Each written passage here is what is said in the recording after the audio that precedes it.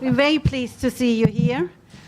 Commissioners, ladies and gentlemen, colleagues and friends, and this time I really feel among friends because I see so many colleagues and so many people we've been working with in the past years. So it really feels very nice to see you all here tonight. And I know it's a very busy time again because the season sort of starts with the day after Labor Day. So it's particularly nice that you carved out some time to be here today to discuss with us on effective financial regulation 10 years after the financial crisis, with the distinguished speakers from the Independent Commission for the Reform of International Corporate Taxation. My name is Luise Rürup. I work for the Friedrich Ebert Stiftung since more than 25 years, and I head the office in New York right now. And I would like to tell you more about the Friedrich Ebert Stiftung, but I did this partly this morning, and I would not like to take up much time right now. We've been involved with work on taxation and collective action, the reform of the international tax system, and we've been involved with the ICRICT, with the Commission right from the beginning, and we feel very privileged to be associated with this very, very important line of work. So 10 years after the financial crisis, which shocked and rocked the world in 2008, where do we stand? Do we have a safer and sounder financial system which supports the economy? Have we progressed in making our economies more resilient, more socially just and environmentally sound, with a financial system which supports a sustainable and equitable economic development? Can we safely say that in the next crisis or crash, it will not be those least involved who pay the highest price? It does not seem so. The reform of the financial system remains incomplete and in many ways flawed, even regressing. Finance has gained influence, inequality is persisting and in many places worsening. Economies seem to be vulnerable and unsustainable as ever. New ideas are needed to redress the world financial system's flaws, distortions and imbalances. And a new momentum is needed to push for reforms and better regulation of the global financial system. 3 years ago, when for the first time in human history a globally shared agenda on social progress and economic transformation was launched, there seemed to be some momentum in the right direction. In September 2015, UN member states adopted the 2030 Agenda and signaled with the title Transforming Our World clearly the need for fundamental changes in politics, economies and society. 3 years after its adoption in 2018, there are, however, no clear signals that governments have turned the vision of the 2030 Agenda into comprehensive and congruent policies aiming at leaving no one behind. Tax competition between countries has led to a harmful race to the bottom and has allowed 10% of global gross domestic product to be held in tax havens. Currently, corporate profits are rising while tax revenues are falling. To be able to meet the challenges of the 21st century, nations need to increase the ability for domestic resource mobilization. This means effectively stopping illicit financial flows and setting up a transparent system of taxation in a global economy. The global economy requires stability so that the needs of the 99% can be met. A resilient financial system is fundamental to any progress in eradicating poverty in all its dimensions and the realization of human rights to ensure life and dignity for all. The commissioners of the Independent Commission on the International Corporate Taxation have, since its inception in 2015, submitted groundbreaking proposals on how to improve the taxation system with a holistic, truly global approach. In today's forum, we will have the opportunity to hear from the commissioners or from the Commission in its analytical assessments and policy proposals. Tapping also into all the knowledge and experience and expertise in the audience, we hope that the evening will promote an exchange of experiences and concrete practices, bringing together the elements necessary for building a global consensus for reforms in financial regulation. I would like to thank the commissioners of ICRICT and our respondent, Stephen Lerner from the Kalmanowitz Institute for Labor and the Working Poor at the Georgetown University, for engaging in tonight's debate. And I would like to thank ICRICT, particularly Tommaso and Lamia in the Secretariat, for great collaboration in bringing this event about. Special thanks go to Rana Farua, who is the global business columnist and associate editor at the Financial Times, and author of many groundbreaking publications in this, on many topics related to the economy, the global economy, and finance. And today, she is our moderator for the debate on effective regulation in the world of finance. So with heartfelt thanks, I hand over to you, Rana. Okay, thank you so much, Louise. Can everybody hear me? Great. Thanks so much for that introduction. Thanks for having me. It's nice to be amongst friends and sources, and I feel that, you know, traveling in the world of people that care about these issues, I keep seeing the same faces at all the same conferences, so I think we're going to have a very fun and robust discussion here amongst friends. So, so with that, let me just introduce our panelists. We're going to speak together for maybe a half an hour or so, and I think because it's such a small room and many of you are very knowledgeable about these topics, we're then going to open it up and everybody can have a chance to participate. So let me start by just quickly introducing people who need no introductions here. To my direct right, we have Jose Antonio Ocampo, who is a professor at Columbia University's SIPA School of International Public Affairs. To his right, we have Jayati Ghosh, who is a professor of economics at the Jawaharlal Nehru University. To her right, we have the one and only Joe Stiglitz, who is the Nobel laureate in economics, university professor at Columbia, and my personal rabbi, even though I'm not Jewish.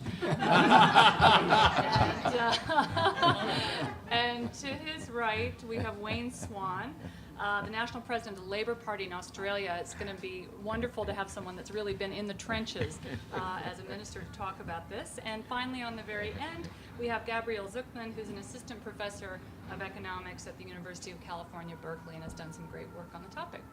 So let me start, Joe. I'm actually going to start with you, because when we were sort of going back and forth about all the topics to cover, you said we need to make sure to really draw out the links between the financial crisis and the anniversary of the financial crisis and what this commission is doing around tax. And it seems to me, and I'd be curious your view, that the core issue here is about trust. It's about trust and legitimacy. And, you know, the 2008 crisis was a crisis of trust. Clearly the way it was handled has led to an even bigger crisis of trust. Tax and tax offshoring before and after the crisis has been an issue of trust that has resulted in a degradation of institutional trust. Trust in liberal democracy is down in many of the countries that we're all from and represent. Do you see that same parallel, and what other parallels might you draw? Yeah, well, you said it better than I could, so let me just say. So I think that is one of the fundamental connections. There are a couple of others that one of the things that happened in the aftermath of the crisis was that many countries, advanced countries, all of a sudden became aware that they had huge deficits. And the one salutary aspect of that was that they started saying is, why don't we have more revenue?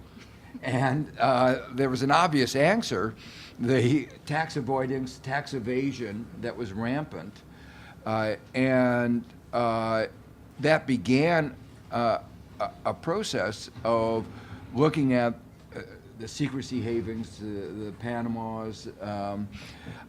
To me, it was a little bit, it was remarkable that these secrecy havens were not fundamental to causing the crisis, but the shortage of revenue really focused attention on them. And, sort of, I think they didn't want to talk about the real problems of excessive risk-taking and the bad behavior of the banks. So it was a lot easier to focus on Panama. But that was a good thing, to focus on that. And as that started happening, I have to give credit to investigative journalists who really uncovered the Panama Papers, the Paradise Papers, that brought out the magnitude of the tax avoidance that was going on. Gabriel was doing some really good work looking at the numbers from a macro point of view, but the stories that exposed the politicians in every country that were involved brought it home and made it, I think, a very big global issue. I think, though, that as it became global, just one more remark, one other aspect of the 2008 crisis was that it was a global financial crisis. And it had to do with the way something that began in the United States spread all over the world, made it clear that globalization was playing a very big role. Yeah.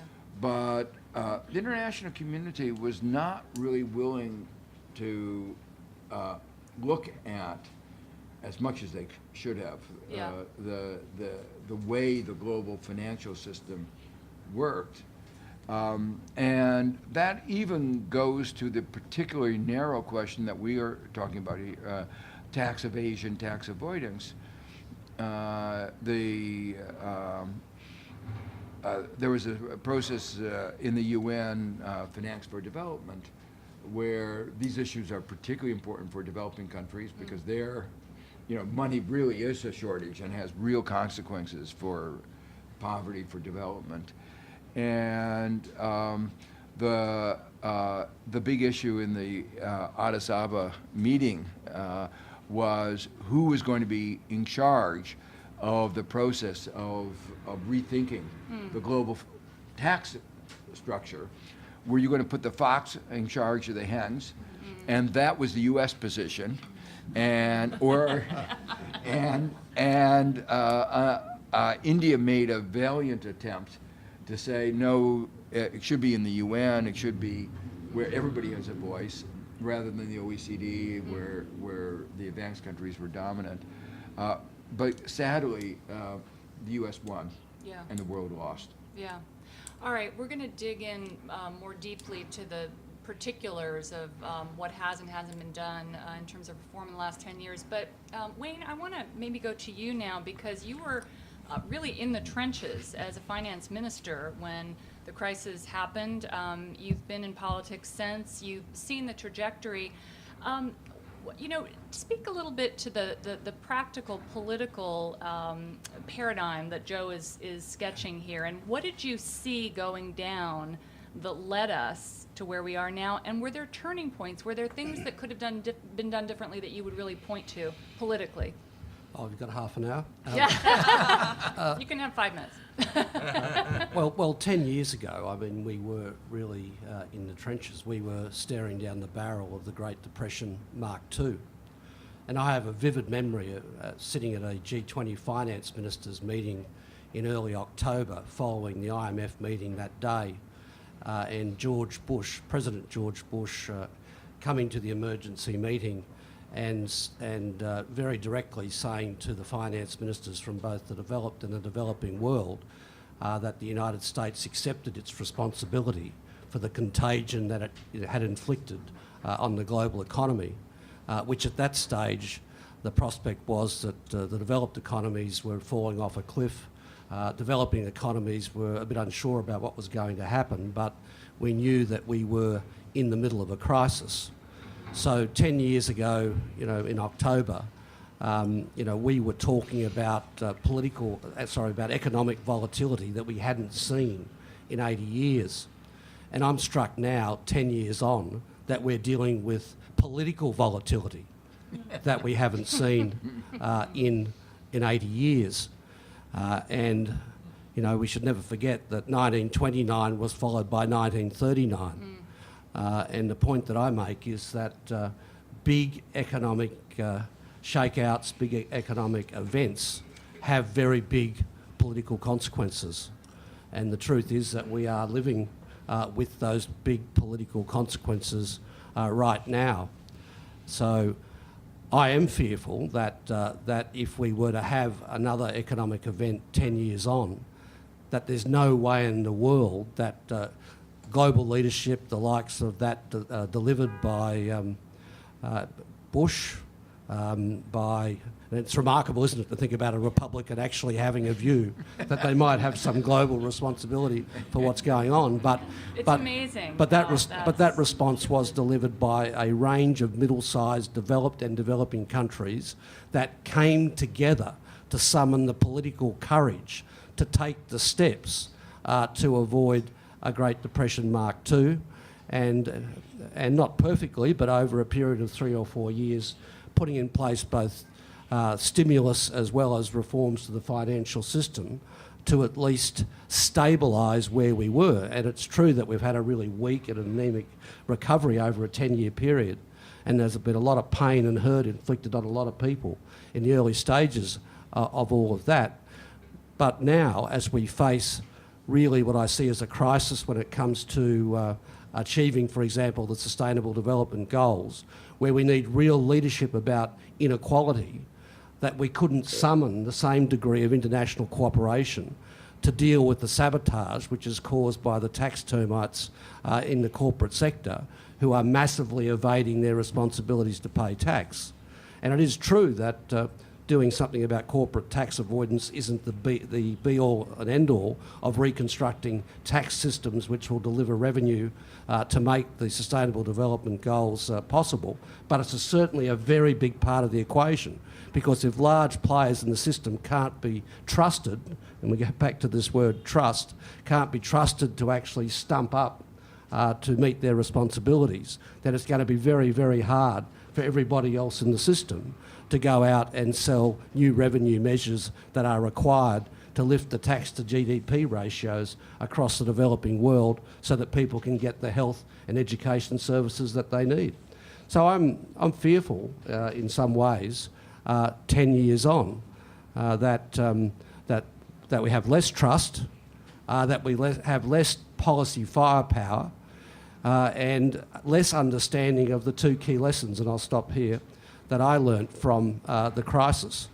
The first one is the importance of fiscal policy, both tax and expenditure, and they have to come together to be discussed. And the second one is that dealing with inequality is the preeminent issue of our time, and dealing with inequality isn't just a question for good social policy, absolutely central to good economic policy. Okay, great. Thank you for that. Jayati, I'm going to turn to you now, because we really need to understand the impact, particularly at this moment, on developing countries. Because, you know, we're looking back, but we're also looking ahead. I mean, we're in an incredibly volatile moment right now. There have been so many implications of 2008 in the developing world. I mean, one is an issue of, should we go the direction that the U.S. and Europe have gone? What should our governmental systems look like? But also the issue of debt. More debt out there than before the crisis. I've forgotten the exact metric, but certainly quite a bit more. We're now seeing the ripple effects of that playing out. Where are we going to go from here? And give us a scorecard of how, you know, not just in India, but other countries, how these issues have been dealt with. Are there best practices, you know, mistakes that we should learn from? Yeah, well, you know, in fact, I think for most people in the developing world, most analysts, what's really startling is what changed was that emerging markets decided to adopt the very policies that had caused the crisis. Yeah. So, you know, you would think that would be the opposite. I think Joe wrote a book about that. I guess I didn't get. Yeah, but you know, after the book is when everybody did it. So it was like, which is bizarre but true. So we are now, I would say, most developing countries are now more vulnerable than they were in 2008, because they're more deeply integrated and more fundamentally reliant on debt for expansion. So.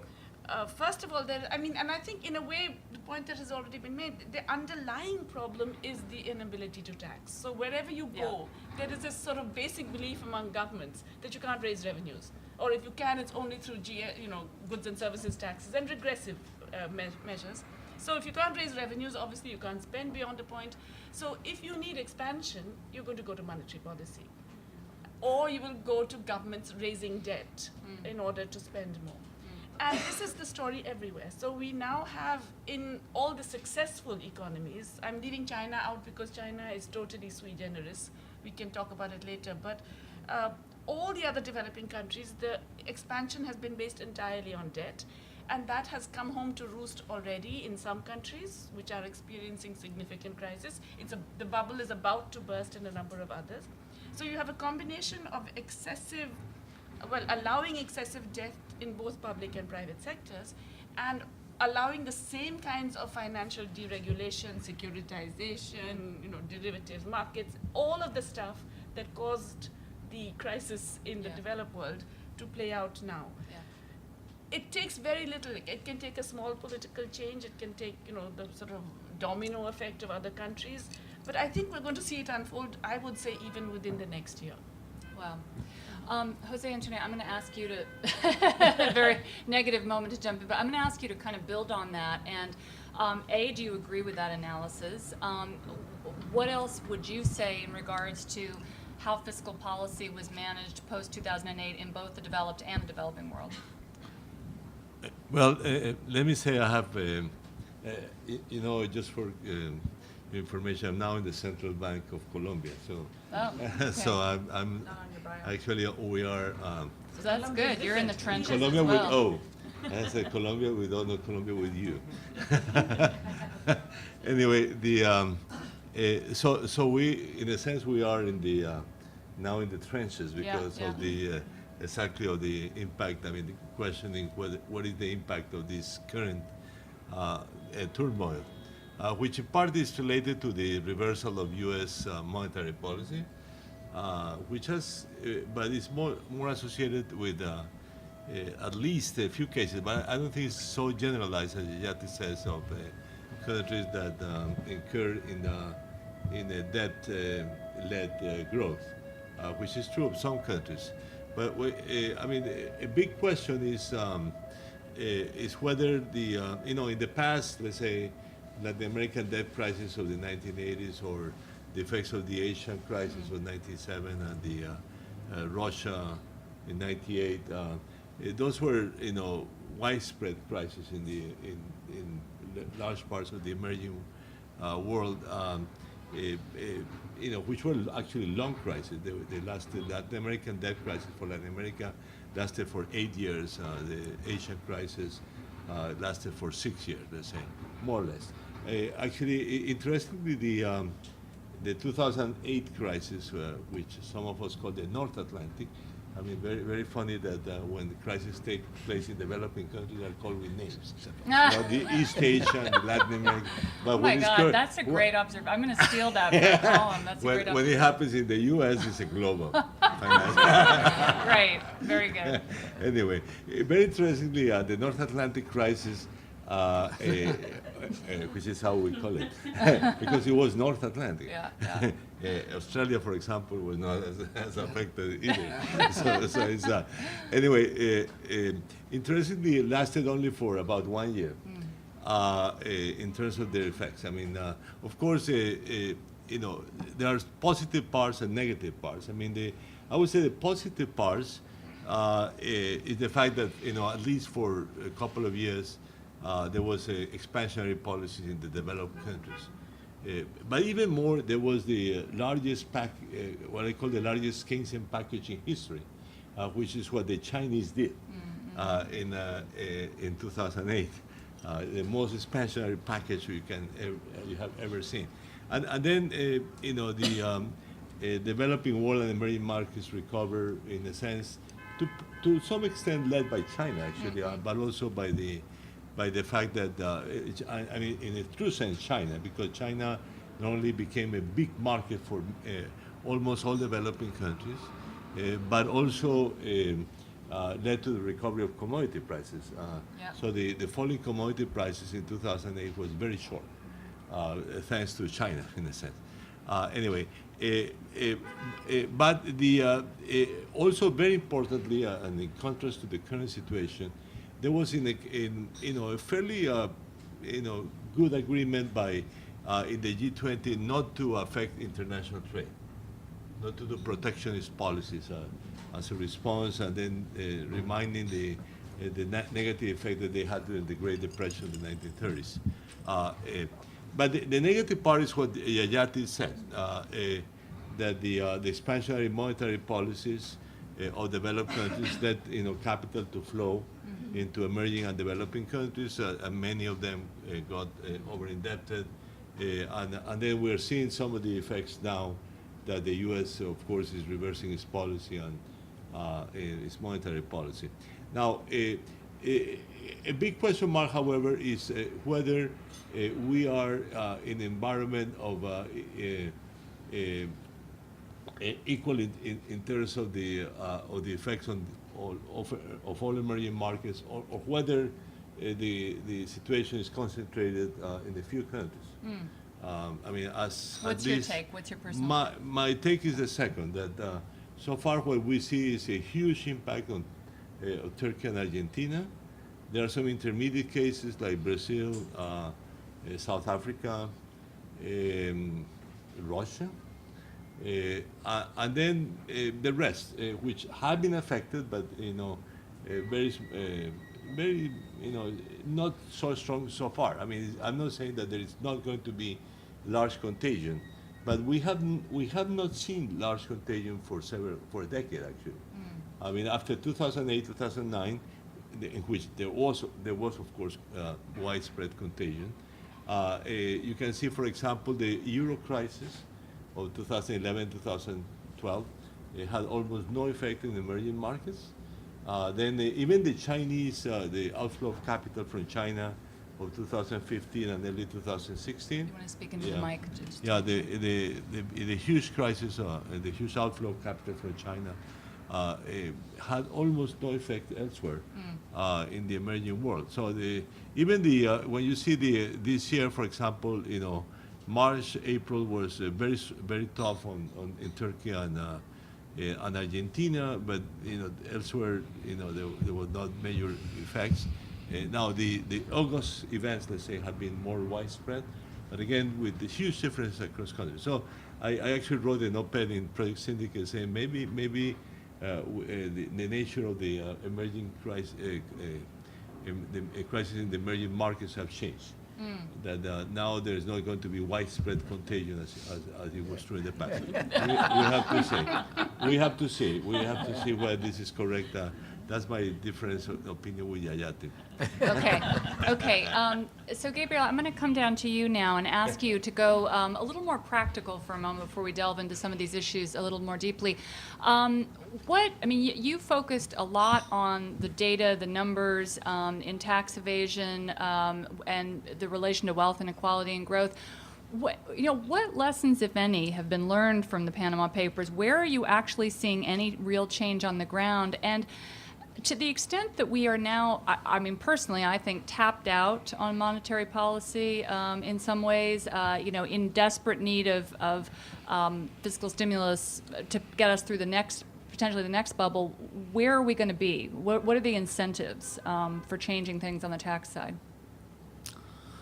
Yes, I guess there are two main lessons from leaks like the Panama Papers. Before that, there was the Swiss leaks from HSBC Switzerland. After that, there was the Paradise Papers. One is that there are deep cultural problems in some parts of the financial industry, in the offshore financial industry in particular, but not only. There is just a big part of finance that helps people launder money or evade taxes. And that was also a broader lesson from the financial crisis. There is criminality in the financial industry.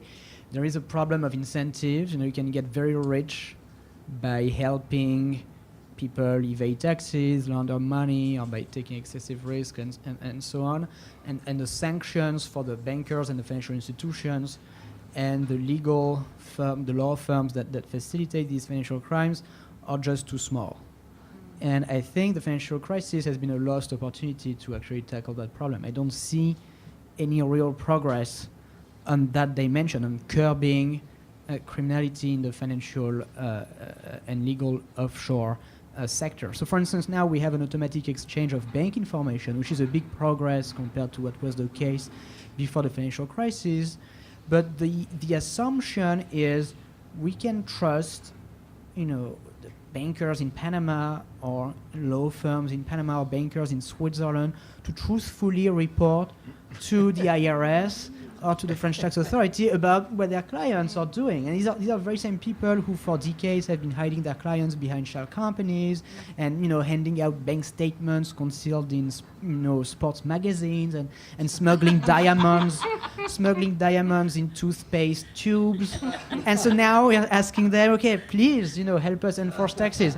That's incredibly, in my view, incredibly naive and not satisfactory. So that's the I think one of the main lesson. Another lesson and a broader lesson is that I think we've failed over the last 10 years at making globalization more sustainable, politically and economically speaking. So globalization is redistributing income. Some people see their income and their wealth grow a lot. And you would expect the tax system to redistribute that. So that's what economists have been saying for decades. They've been saying, globalization is great and it's going to create a lot of wealth, and governments will step in to redistribute the gains from globalization such that everybody benefits from that process. Now, what has happened is that the very winners from globalization have seen their taxes fall. Most spectacularly multinational corporations. So the US just cut its rate from 35 to 21%. France is cutting its corporate income tax. It's a global that has accelerated a lot actually since the financial crisis. So the very winners see their taxes fall, and the lost revenue have to be made up for by higher taxes for the rest of us, the very people who actually don't benefit from globalization, so retirees or small businesses, or employees or government workers. And I highly doubt that this can continue for a long time. It's pretty clear. So I recently heard a high-level politician say that he felt the most powerful entities in the world right now were the US, China, Google, Facebook, Amazon, and Apple, which I thought was very interesting.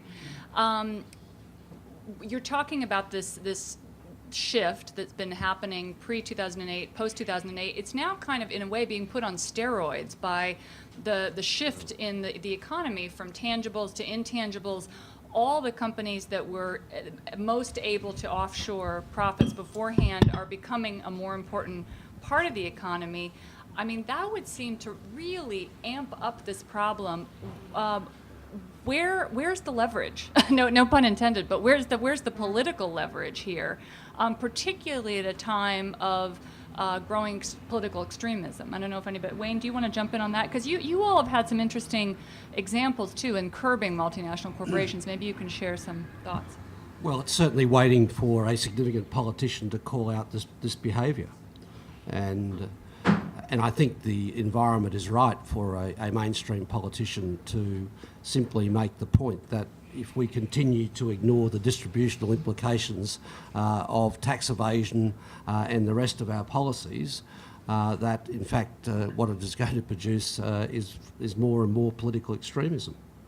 I think it's really that simple, and I think there was a bit of a lost opportunity under President Obama, who was dealing with difficult circumstances, but I don't think that this sort of behaviour was called out enough, and there's no doubt that the burning unfairness of what occurred during the global financial crisis in the United States, which left millions and millions of working class people behind and or destitute or having lost their homes, when at the same time the perpetrators of that, none went to jail, and there seemed to be no implications for the top end of town, that it is calling out for a Roosevelt type politician to call out this bad corporate behaviour, and as Roosevelt said,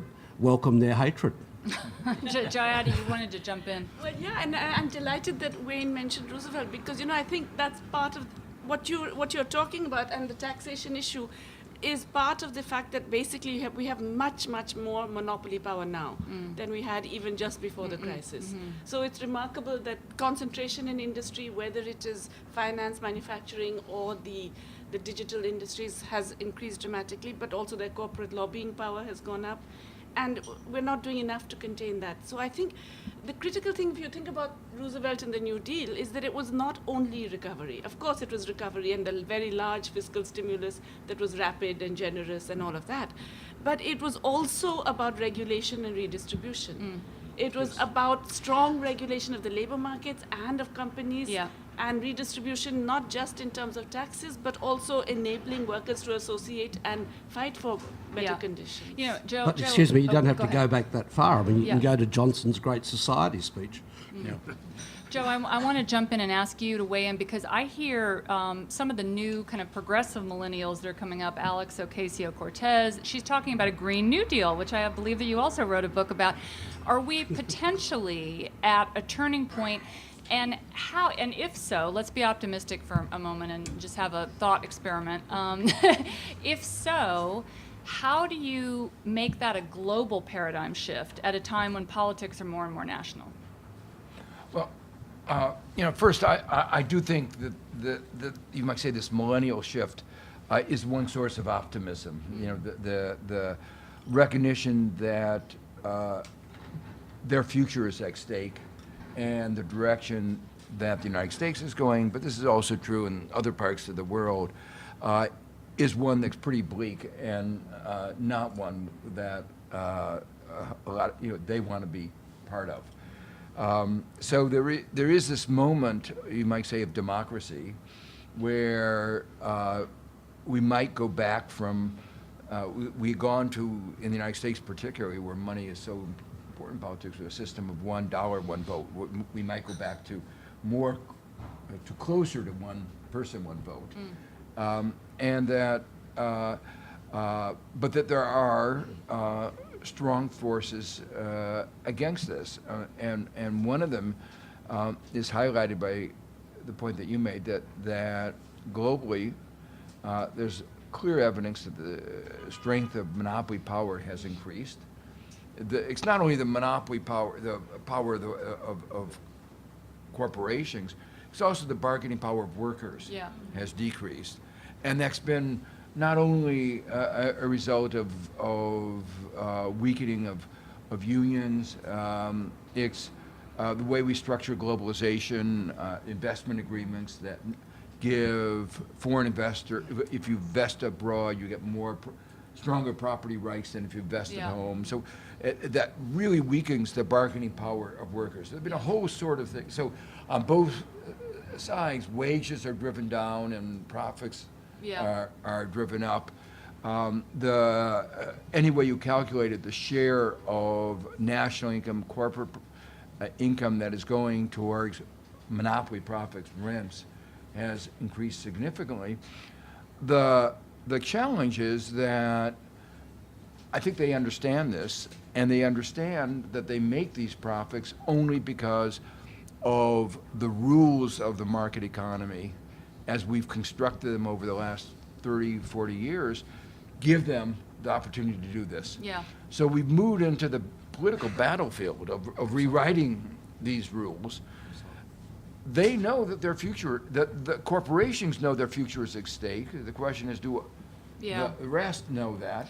And they're willing, if you're making these hundreds of billions of dollars, it pays to invest a little bit in political life. And the only counterbalance is, you might say, people power. It's not the money that in the end counts. And there are a number of instances where this really has worked. It's, Jose, I know you want to jump in here. I want to just make one observation. When you were saying political power, for a moment, I thought you were talking about lobbying, which of course has gone up in lockstep with some of the changes you're talking about. So go ahead and jump in. No, I wanted to mention at the international level, what is the big issue? I mean, and by far the big issue is how multilateralism is being destroyed. The U.S. It was the mother of multilateralism after the Second World War.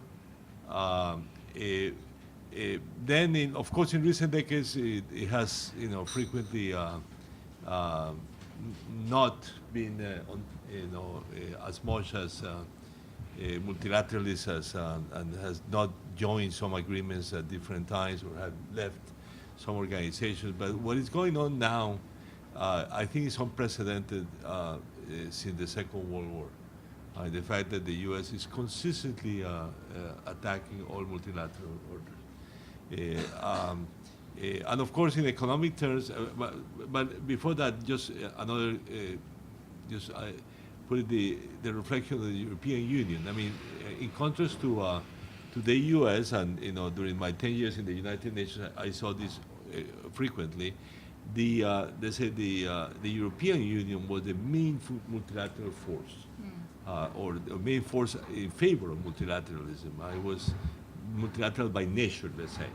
Now, so the crisis of the European Union is also, highly problematic now, because there is not that force either, which on many occasions I saw counteracting the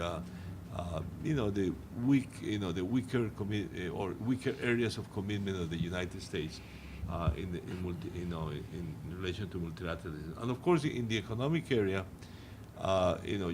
you can say there has been a bit of advance in the last 10 years. Actually, in tax cooperation, there is a bit more than there used to be. Associated with the OECD basically being in charge of it. But for example, in finance, there was a lot of cooperation, but again, the U.S. is trying to slip away from those commitments now. But the worst that is going on is trade. And in the trade area is, we are really, the U.S. seems to be in favor of the system that was developed by Germany in the 1930s, which was a system of fragmenting the international trading order, which was terrible for the world economy. And I think that's a real, and the announcement that it may be even leave the WTO is one of the worst announcements if it materializes. So I totally agree with that, by the way, and I think that that's not just a Trump-specific thing. I think that there's forces on the far right and far left, actually, that are anti-trade.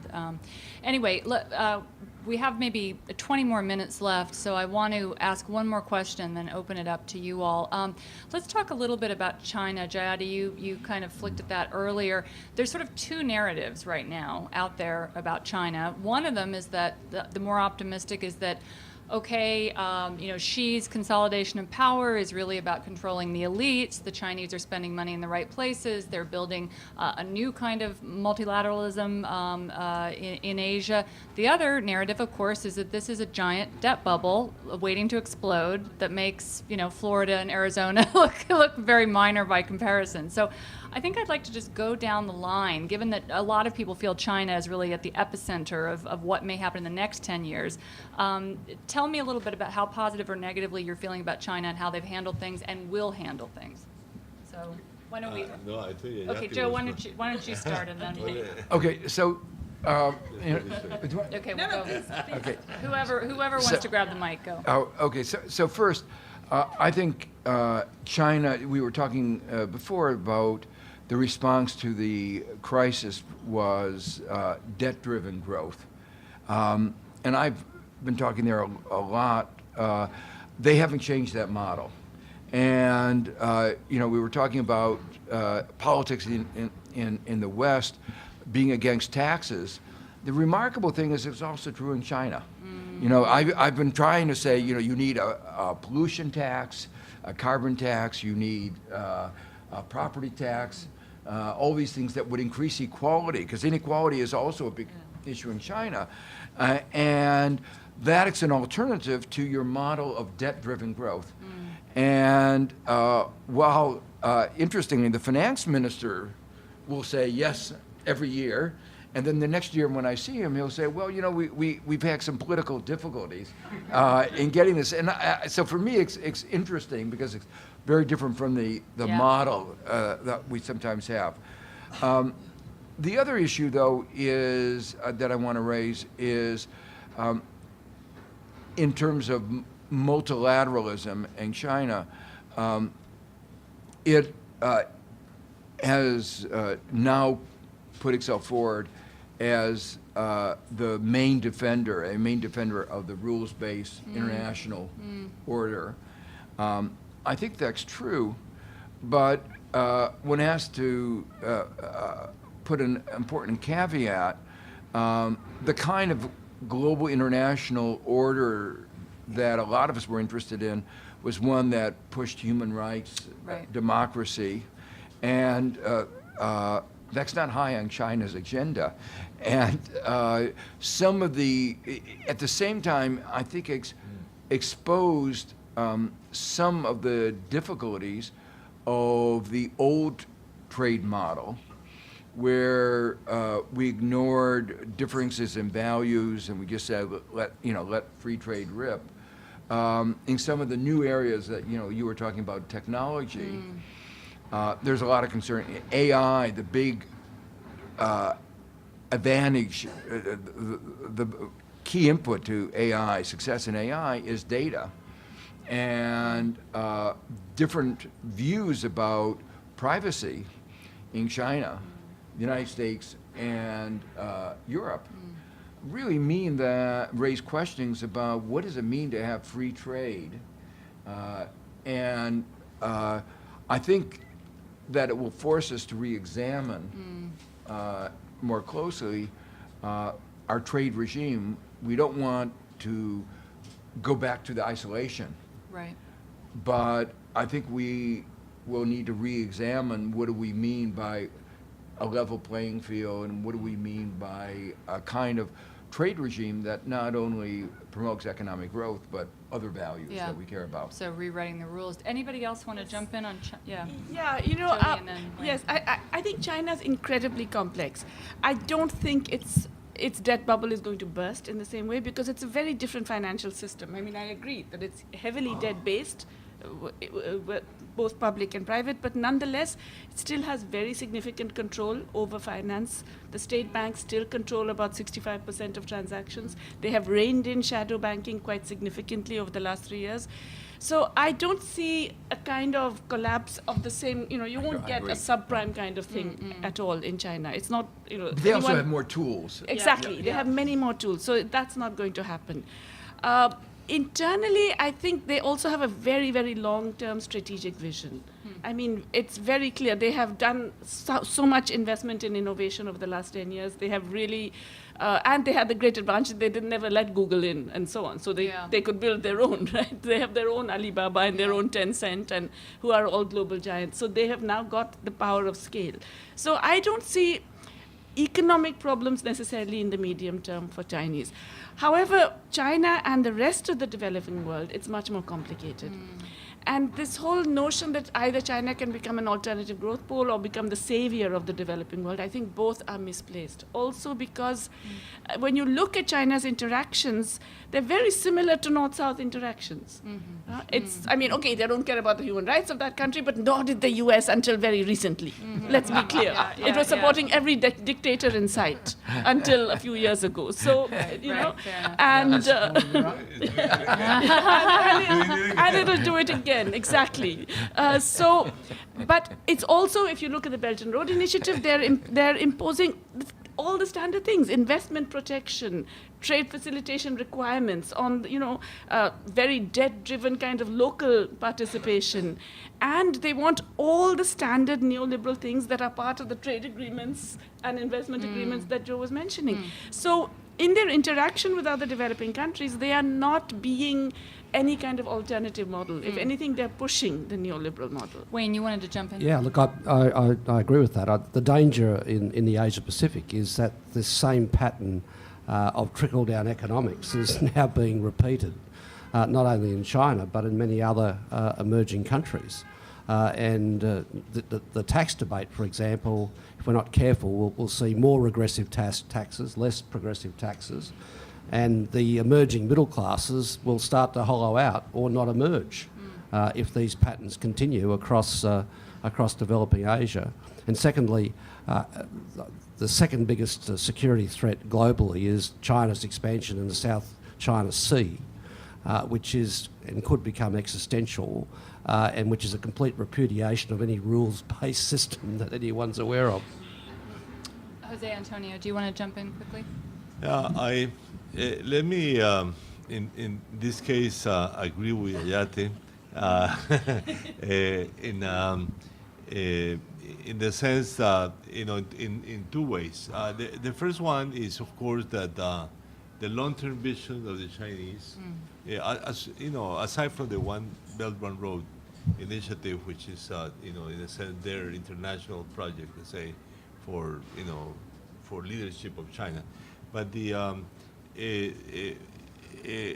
it's also the vision of industrialization.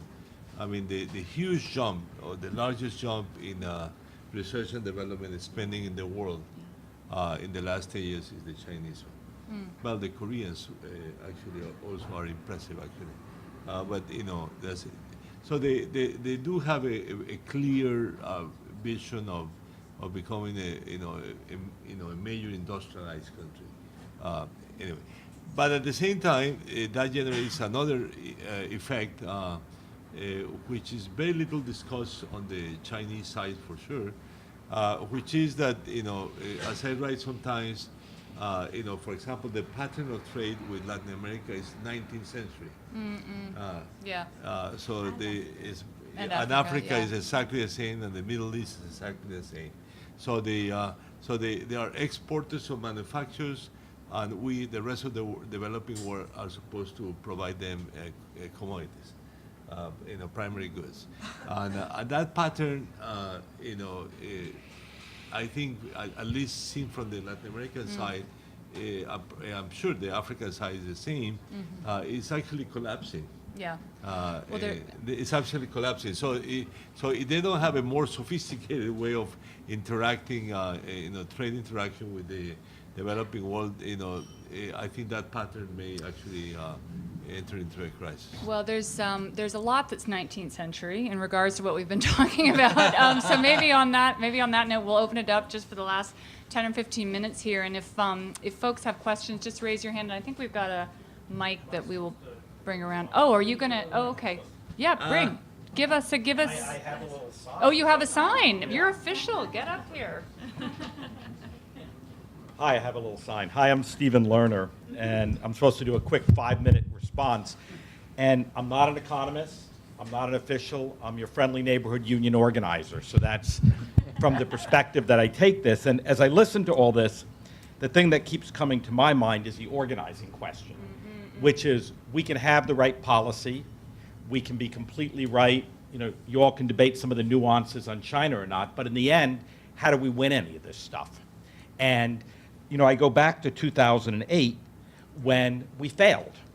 We failed to build a mass movement. We failed to name who the bad guys were. We failed to translate this. And then you all have said we're paying the price of that now. So I guess I just want to throw out a couple things. The question for me is, how do we translate this so that regular folks get it and say, aha? And how do we make it? It's not a matter of simplifying it, because it's not actually that complicated. Rich people have all the money and they're doing bad things with it. That's a summary of what you all just said. But then there's a question of, therefore, what do people do about that? How do we move people into action? How do we mobilize them? What's the vehicle? And it's insufficient just to say, well, every couple of years you should vote, and then get screwed in the vote, and then we tell people don't be cynical. So what I keep going is to the organizing question, and how in these discussions and all these discussions do we elevate the question of how we're building a mass movement around equality, how are we building a mass movement around democracy, and I think a key part of that is how are we building a mass movement to rebuild the labor movement, because absent that, I don't know how we do any of this. So what I thought I'd do in my very brief time, which I was reminded was very brief because people know I can talk, is just give a couple of examples of some experiments we're trying in that. And first I want to just do, as a union organizer, 2 quick stories. In 2009, I spoke at this big meeting, and I have to say I had a brilliant PowerPoint that actually tracked the trillions that had been stolen. It was all home care workers in Washington State. And at the end, after my brilliant presentation of everybody was numb, they knew it was very bad and they were screwed. And this guy raises his hand and he says, I want to talk about the $2. And he kept yelling he wants to talk about the $2, and I had no idea what he's talking about. It turned out that all their paychecks had been shifted to debit cards. And because he lived in a rural area, and the bank that the card was issued on didn't exist there, of his $100 paycheck, he now lost $2 every time he used it. And to him, that was financialization. I now have to pay to get my money. And that's what was real to him versus my trillions. And he nicely said to me, those trillions are nice, but that doesn't mean, what he actually said, I want my fucking $2. He was just screaming at me because he gets There's paid your every bumper week. sticker. That's 50 times. And then the second thing is, we were involved in this long, complicated discussion about tax breaks, and somebody said, oh, I get it. They're making us broke on purpose. And it was a very simple explanation. They cut their taxes so they get richer. Then, once they cut their taxes, they say, oh, well, now the government's broke, so now we'll give you predatory loans to reclaim it. Now that my wages have dropped, I'll give you a payday loan. And then, as we now find in Puerto Rico, after they cut their taxes to enrich themselves, and then they loan us more money, now that they've cut their taxes, they now say we need to get rid of democracy and need a control board.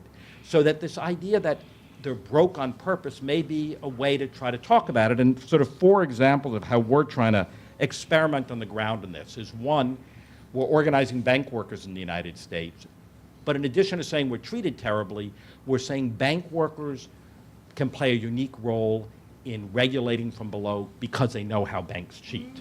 And for those who don't know, Wells Fargo, the cheating scandal was exposed by Wells Fargo workers long before anybody in the banking industry or the regulators knew about it. So one part is, if we need millions of people to win what you all are talking about, then what are the vehicles for them to do that? One is, workers know how they're getting ripped off, let's empower them, is one idea. Then a second, I don't know if people have heard of this campaign we have called Hedge Clippers. There's a website, hedgeclippers.org. And not only do we expose and tell the stories, but then we move people into direct action. We actually take over finance meetings where their hedge funds are gathered. We go to their homes. We say, these are the billionaires. This is how they're living. This is the consequence of the system, to try to make it real. So we have that.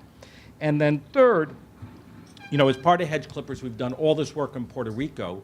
And we did this one expose on a capital appreciation bond they took out. They borrowed $4 billion. The payback is $37 billion on one loan, because it's all backloaded, so it could be off the books. And so we not only do the report, but then we name the name of who it is. We go to their homes. We go to their kids' schools, literally, and we make it personal. These are the people who are ruining our lives, so that people have a way to get engaged. And then finally, I'll just end with giving an example. I'm sure we all know our friends at Blackstone. Is we don't just talk about Blackstone and Steve Schwarzman being rich, but we're now looking at each aspect of the company. So we've introduced legislation in the United States to tax carried interest on a state level, to reclaim what the federal government isn't doing. That for New York is $3.7 billion alone. So instead of just saying, let's wait for the feds, nobody believes it, this is something we can do locally. We're now forming, for those who don't know, Blackstone is now the largest landlord in America. We're now forming a tenants union of Blackstone tenants and have a ballot initiative in California to allow rent control. That another thing we're doing on Blackstone is we do talk about, he's the Trump guy. All the money they've made, they avoid taxes. So I guess what I'm saying is we try to wrap up all of the parts of their company, and for each aspect of your life, if you're paid minimum wage in their hotel, if they're screwing you as their landlord, they're not paying taxes, we try to make it real, and then most importantly, these are all the things you can do to express that and start to build a movement that then will give us the power to enact some of the stuff you're doing. Can I, before you step away, can on I? my time, right? No, but I want you to stay longer. Because you've helped me write my next 2 columns. But I'm curious, just to kind of link a couple of things that the panel was talking about. I'm curious what you would say as an organizer to the shift from tangible to intangible and the importance of data as labor, the potential for people maybe being able to recapture with the right legislation some wealth as we kind of shift the economy and the rules. Do you see possibilities? So as part of a shameless pitch, there's an article that just came out in the American Prospect by myself, Joe McCartan, and Sarita Gupta called, what is it called? it's not the future of work at stake, it's the future of workers' equality and democracy.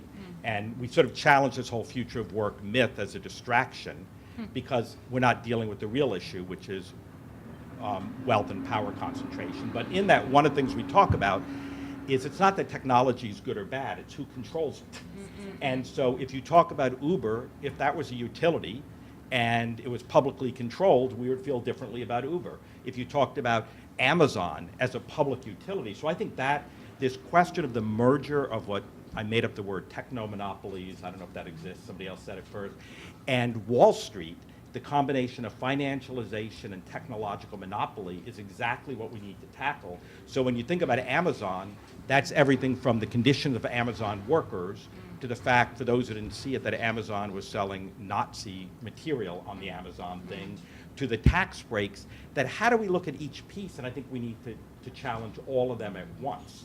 And that if we don't do that, it ends up being this sort of abstraction for people. So I think that that's a critical question. It's not a matter of being a Luddite. The question is technological and other change for whom and who controls it. And I guess what I'd end with is we're at this very funny moment. We have full employment. We have all of this going on. This is the moment to challenge their incredible power and to deal with what I think you all are saying, the question of redistribution of wealth and power. And absent that, I think we see more and more the rise of the right wing, because if we're not offering solutions and ideas, other people will. So I don't know if that... Fantastic, really great. You know, I saw an interesting study that union membership actually rises in recoveries as opposed to downturns. So it's a good moment, as you say. I guess. I'll end with, I'm optimistic, but I'm not so optimistic about union membership right now. But Okay, thanks a lot. well, yeah. All right, so we have maybe, I don't know, 5-10 minutes for questions. If anybody wants to ask, we've got a mic around. We'll bring it to you. Just raise your hand. Don't be shy. It's a small room. And if not, I'm just, question over here. Okay. I'm Barry Herman, and I'm at the New School and some other places. I guess I want to put some of these pieces together because I think Stephen kind of blew all this polite conversation out of the water, which he does quite well. I think Jose Antonio's analysis on multilateralism is spot on, that the system is collapsing. And I think the reason, the source, you talked about sources, the sources were mentioned by Gabriel and Wayne. I mean, there are deep changes in the societies. There's a lot of scapegoating going on in the US, racism with immigrants in Europe and so on.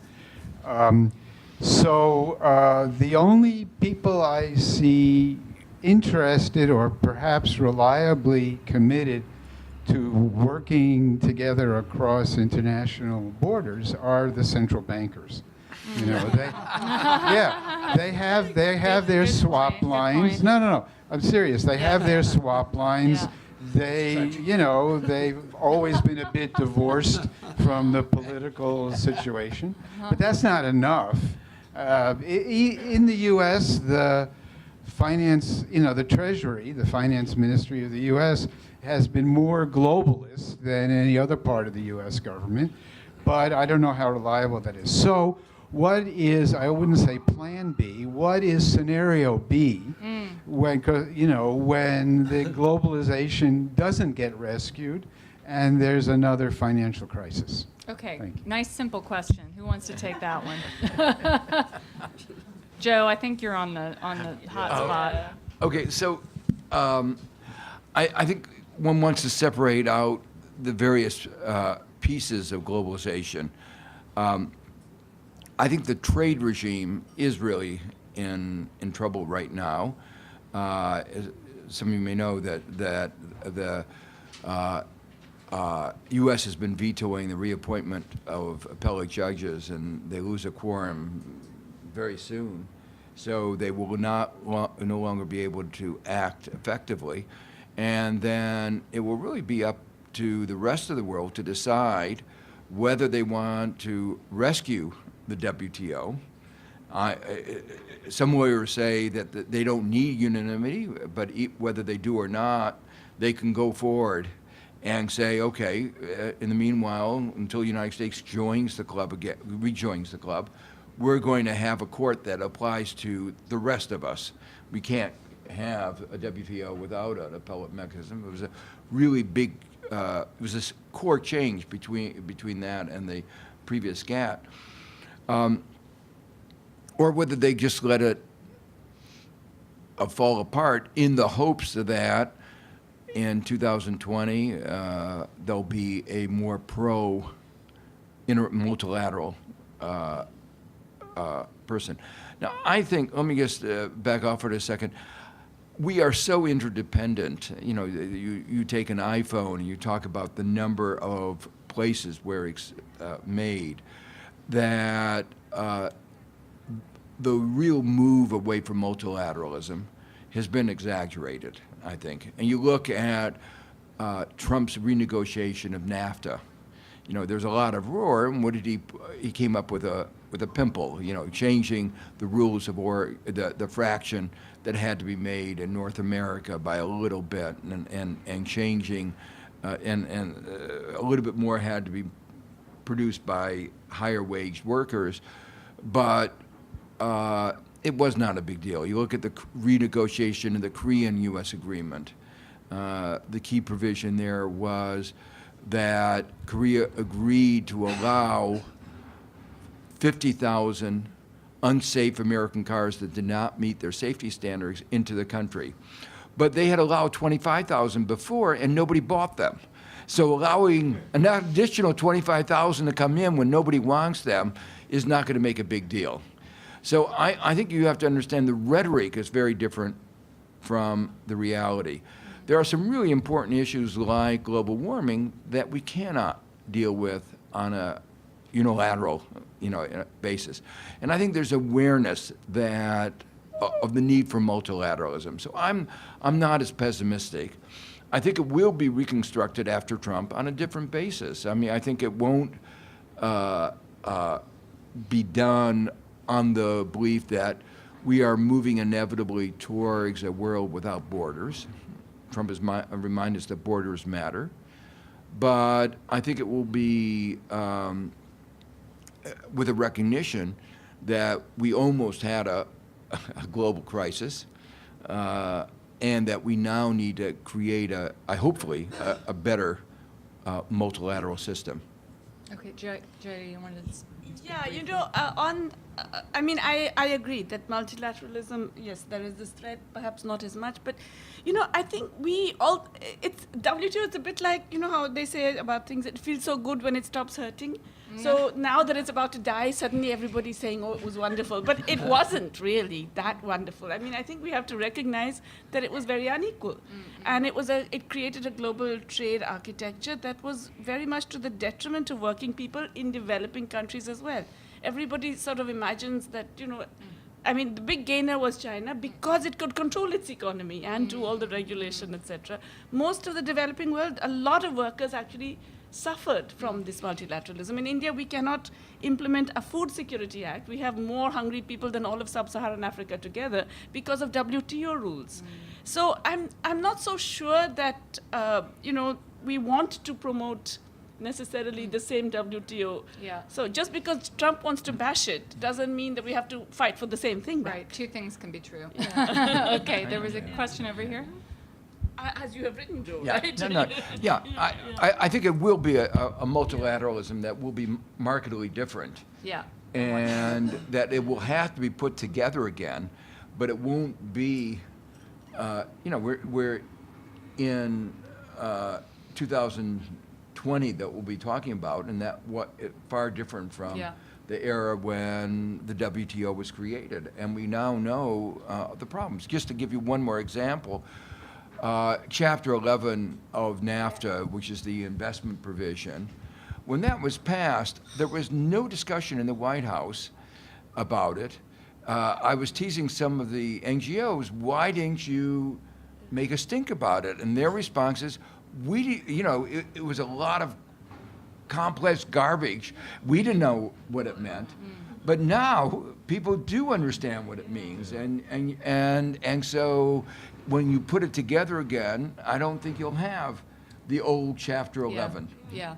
Okay. So maybe the man with the orange hair is an opportunity. Okay, Not only a let's stick with the positive. Let's It's, get in one more well, my question point here. is exactly what Jayati just said. I think I see this as an opportunity. This is a window of opportunity because we are not happy with the way the WTO work. We're not happy with the way trade has delivered, and we know we need redistributive policy, but we can't wait until 2020. We need to reinvent the narrative now, and we need to decide what these rules are and what the new policies are, and bring the rest of the people with us. So we have a lot of bright people on this panel. What are the three things that what's the narrative?